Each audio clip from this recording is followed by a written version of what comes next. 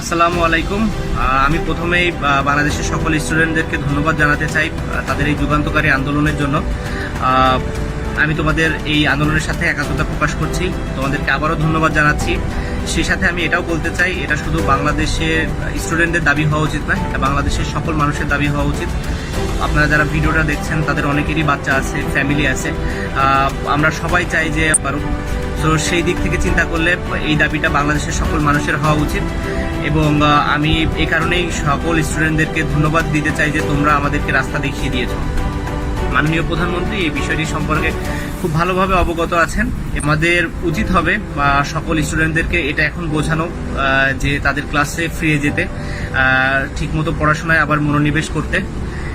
এই দাবি যদি পূরণ না হয় এবং ভবিষ্যতে যদি আমাদের এই আন্দোলন আবার করতে হয়, তোমরা আমাকে তোমাদের পাশে সবসময় পাবে, এই প্রমিস আমি তোমাদেরকে করছি। আশা করি তোমরা আমার মেসেজটি বুঝতে পেরেছো, কারণ আমরা সবাই মিলেই পারি বাংলাদেশকে একটি বেটার বাংলাদেশ, সেফ বাংলাদেশ হিসাবে গড়ে তুলতে।